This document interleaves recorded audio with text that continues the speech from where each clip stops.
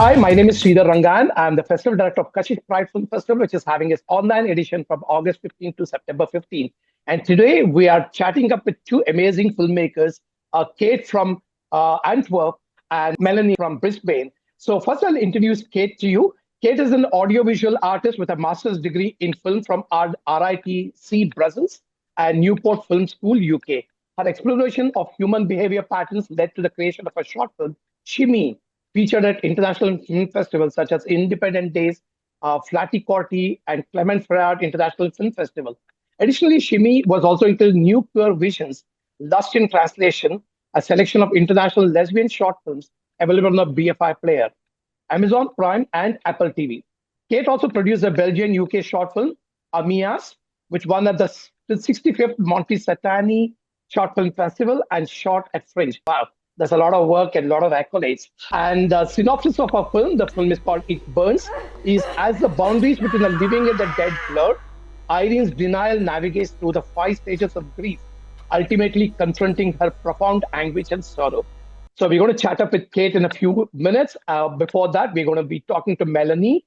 Melanie is a queer writer and filmmaker. In addition to running her own Adelaide-based production company, Free Cake Films, she also worked as a segment producer on the children's television series Totally Wild of Network 10 and in various production office roles across feature films and TV series for companies such as 57 Films, Beyond Content, Epic Films, Matchbox Pictures, 7 Network, and the ABC. She was also selected as one of the 12 filmmakers from around Australia to participate in the ATRS National Talent Camp 2020 in Sydney. Wow, that's huge. The Dragon's Breath, the film, is a group of middle schoolers must convince their friend to perform in the school talent show after she reveals an embarrassing and fantastical secret. That sounds really intriguing. So, Melanie, what is your connection with India? You seem to have, you said you also been in India kind of thing. No? Oh, yes, yes. I guess I have a long connection with India. I've just been a big fan of Indian cinema for nearly Okay. 20 years now. And so right now I'm actually writing my PhD thesis on Hindi cinema. So I mean, I've been to Mumbai quite a few times. I sort of spent about a year and a half there. But I was there most recently in March, interviewing some filmmakers for my PhD thesis. So Mumbai is one of my favorite cities in the world. And what's your focus of the thesis? I mean, it's just broadly Indian films or Bollywood? I mean, like a certain segment of the Indian films. Well, I'm looking at representations of memory, in specifically Hindi films, I guess popular Hindi films. So I guess Mhm. what you would call Bollywood generally. So Right. different ways that memory shows up. So kind of looking at flashbacks and amnesia stories and different things like that. Okay. Okay. Now let's talk about your film, which we have actually going to be screening at the online film festival, Dragon's Breath. How does that, I mean, it's an amazing concept. How does that concept come across? It's like a very wild concept. How does that concept come to you? And how long did it take for you to, from script to production, with completing the project? Oh, I don't know where the idea came from. I mean, I think it came over a long period of time. I just kind of sat down to write a short film, and I think I was just listening to music for inspiration, and the scene came to me of these middle schoolers doing a dance at their talent show, and then that was kind of the start of it. And then I don't know, I think over 7 drafts of the script, all of these different things ended up kind of getting layered into it. And at some point I just had a vision of these dragon wings and this kid having the dragon wings. And then I sort of ended up building this little fantasy world around them that is kind of quite similar to our own world, but the fantasy elements were a kind of a metaphor. And I think I was quite an awkward teenager myself. I think I'm still very awkward. I've never grown out of it. But I don't know. All these things just kind of got layered in over many drafts of the script. But it took many years to make. I think I started writing the script at the beginning of 2020, when we were Mhm. in the lockdown, actually. Wow. And then it took a few years uh, before we got funding. I had applied for funding, we got rejected for funding, and then there was lots of attempts at getting funding and getting knocked back for funding. And then so I think it took us a couple years to get the funding to make it. After we got the grant, we shot the film, and then it took about another year and a half in post production because nobody's getting paid properly, so it just takes a long time at that point. But we got there in the end. Okay, I'll continue with you, Kate, in the meanwhile. So you're a pro at many short films you already done. So how many? Which is this film? It burns is like how many other film? How many films before that? And what made you make this particular beautiful film? So basically, yeah, It Burns is a very personal film, basically, because it really mirrors my journey through isolations after I've lost someone myself, incredibly dear to me. So basically, in 2012, while shooting the short film Shimi, my cousin went missing in Nepal. And obviously, we did like a massive search rescue for her. Her Mhm. stepfather and her boyfriend at the time looked for her. And then during the post production of Shimi, we received the heart wrenching news that her decapitated body was found. And 2 months afterwards, a dear friend of mine killed himself. So it was a stark shift of dealing with murder to confronting the aftermath of suicide. So the latter felt like a car crash that the car crashed into my face. So the grief after a suicide is very isolating, very dark, very complex as well, because dealing with both, with the one, people are more sensitive, they are more they ask you, how are you, how do you feel? But with the Mhm. suicide, for example, they usually say the hard words of they chose themselves for it. I'm like, yes, but however, you still deal with it. So for me, I fell into a trap, as in for 10 years I was isolated. I couldn't work, I couldn't do anything. So it was a very dark period in my time. And after 10 years, I decided it was enough. So I had to continue. I have to, I have a life I have to live. So I decided to first create a short film with birds in order to move over to create a documentary about my cousin. So with It Burns, I really went into how it feels like. Not really, you have so many short films about suicide, for example, but almost none speaks about being left behind. So I really wanted to focus on that part, and that's where I went into it. And yeah, for me, it was very important to start a discussion about the taboo and the taboo with suicide, and how can we help those who are left behind, because usually when there's a suicide, for example, in the same amidst the friends and between the family, there's usually a second suicide following. So yeah, Mhm. so I really Yeah. wanted to put this discussion. So yeah. Mhm. Mhm. But thank you for being so brave and coming out of your situation and being continue to make the films. That's amazingly brave of you. Thank you for doing that. Also. Thank you. And how long did this project take? And was it funded or it's self-funded because Yeah. of their passion for the film? Uh, how did it happen? So this is self-funded. So I did a small Kickstarter where we Okay. sold small pet paintings, so own paintings from your pet, which you can probably see behind me. I'm still working Mhm. on those. I mean, my partner is still working on those. But yeah, it's mostly funded by myself, and also a small portion of Sabam, which is an institution in Belgium that works for the authors' rights as well. So they gave me a small fund as well. But the huge portion is I collaborated with a lot of talented people who believed into the project. So they either, I don't like the term working for free, for example, but they collaborated with me, and without them, for example, I would have never been able to. I mean, I had a wonderful cinematographer, Maxim. He's incredible. I had a wonderful cast as well, wonderful costume designer, Elif. Without them, I don't know if I would ever have been able to create this short film. Yeah, that's how all of us work together. Like basically, usually Yeah, most of the queer films or generally short films do not get funding per se. Melanie is lucky, of course, but usually the people do not. But also, you must have hustled a lot to get the funding, of course. but usually collaborators and people who believe in your film, they come together. Melanie, how was it working with children? Have you worked with children before, or was it like, I mean, complicated to work with children? How was the experience for you?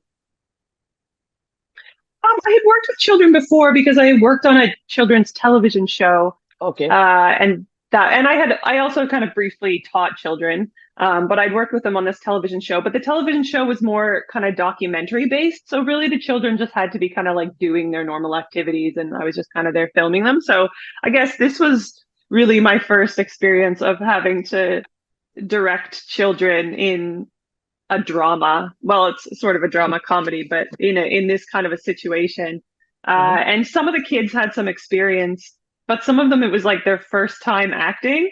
So I found that like a little bit overwhelming because I mean I've only made a couple of films myself, so I don't consider myself to be that experienced as a director, but I wanted to be able to give them the guidance that they needed, but sometimes it was just difficult. I didn't want to intimidate them. They did a fantastic job. They really impressed me. And I think we all just kind of came together and made it happen together in the end. But definitely I was a little bit nervous. I don't know. You kind of just go into it and I just wanted them to have a really nice time because at the end of the day, it's like, it's just a film. Like this is not, it's not it's not that serious of a thing, this particular film. So I don't know. I wanted them to have a good time. I didn't want anyone to come out of the process traumatized or hating the film industry or anything like that. So I don't know. We just kind of focused on having fun and telling the story. And yeah, it was a good experience.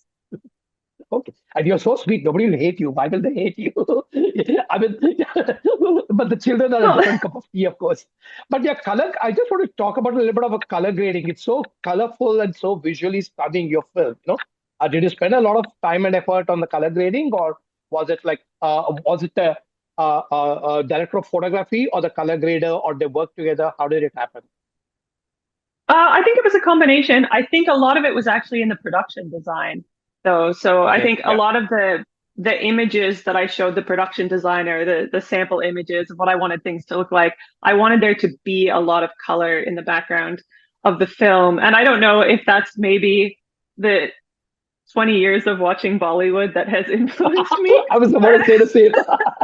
there's like, there's a lot of short films that you see and they're kind of quite washed of color, like they tend to be a little bit, and I don't know, I really love color and I love joy and I love vibrancy, and so all of these things tend to work their way into my film. So I think it was largely there in the production design, all the things in the background, the lights, all of the things just were there in the color.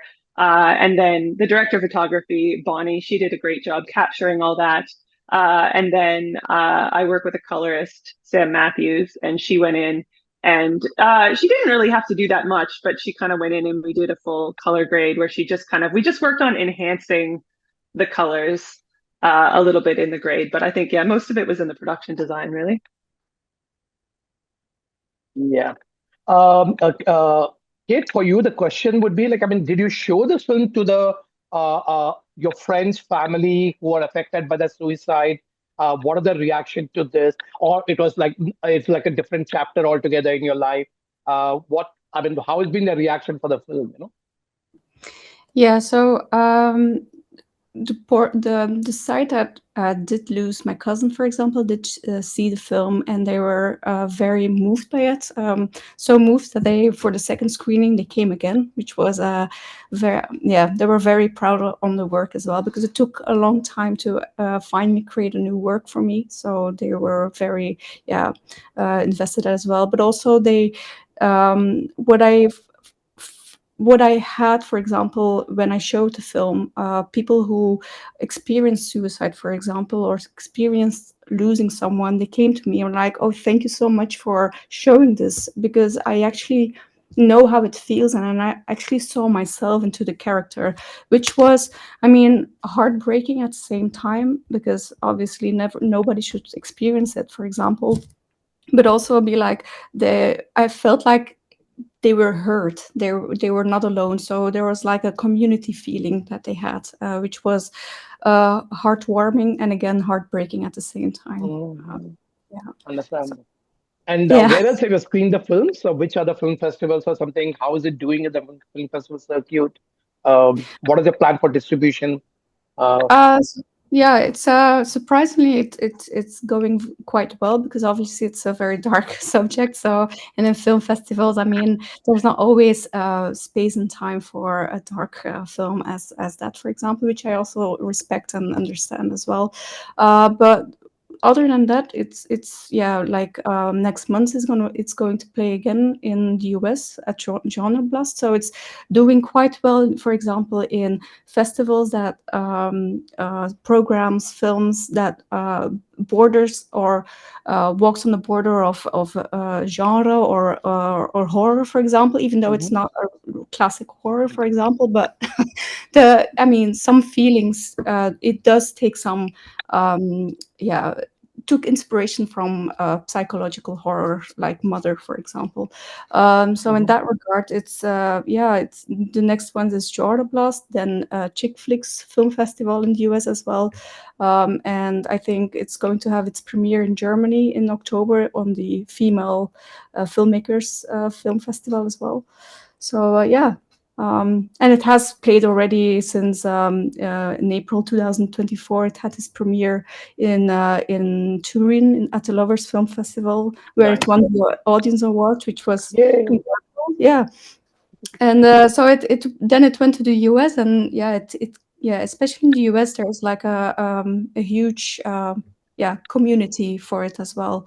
And yeah, knowing, for example, the current situation in the US, I think it's yeah, yeah, great. Okay, nice. Best of luck with your future journeys. Melanie, how has your film been received? What has been the trajectory of your film festival circuit? We only premiered in January at Flickerfest, which is a large short film festival here in Australia. So that was a Yeah. very lovely place to premiere. And then we screened a few more times with Flickerfest. They kind of go on tour around the country. So we had a few screenings with them. We've played a handful of queer film festivals, some children's film festivals, which has been lovely. We've had a few international screenings. I was so excited to screen in Mumbai. I couldn't You couldn't should be have happier come. about that. I You wanted should have to. I planned your wanted to. trip, right? I know. I didn't time it well. I didn't time it well. But our next screening coming up, we've got. Well, of course, we're going to be part of the online film festival with Kashish, and then we're also playing at Out South Queer Film Festival in North Carolina. Mhm. Uh, I believe. I believe it starts August 14th. The festival. Mhm. August 14th or 15th. So somewhere around there, I believe we're playing in North Carolina. So that's the next one, and then we'll see from there. Okay, perfect. And what are you working on further down? I mean, Melanie, like, I mean, what's your next project looking like? I am trying to write a feature film at the moment, so working on a feature film concept, but too early to talk about it yet. It's still taking shape, but I do hope for there to be more of a connection to India with that one because India and Australia have a co-production treaty Right. at the I moment, and know. they're looking Right. for some co-production. So I'm quite keen to take advantage of that co-production treaty and make something. Perfect. So best of luck on that. And Kate, what are you working on next? We just started development phase on my next feature documentary about. Okay. Obviously, the next step was about my cousin, who was murdered in Nepal. So in Mhm. September, I'm leaving for 2 weeks to Nepal for research, because yeah, the goal with the documentary as well is not to have like an external critique, but like raise awareness as well and collaborate with local organizations that. Work around yeah, female women equality, and so yeah, so that's what I'm working on. So we just received development funds, so it's the first film that I'm working with funding as well. Oh, So yeah, I'm really proud and happy about it. So yeah, it's going great. perfect. After this conversation, I'll connect you to somebody in Nepal who's working, who's a very close friend of mine. I'll talk to you a little later about Okay, that. But that would best be of luck with both your works. I mean, we continue to hopefully program some of your works at Kashish coming up. And thank you for joining in this Q&A, and lovely to have your film at the Kashish Online Film Festival. So Thank you. And please, when you put it up on social media, please promote it so that more people can come and watch your beautiful films on Kashish Online Film Festival. Absolutely. Thank you so much. Thank you.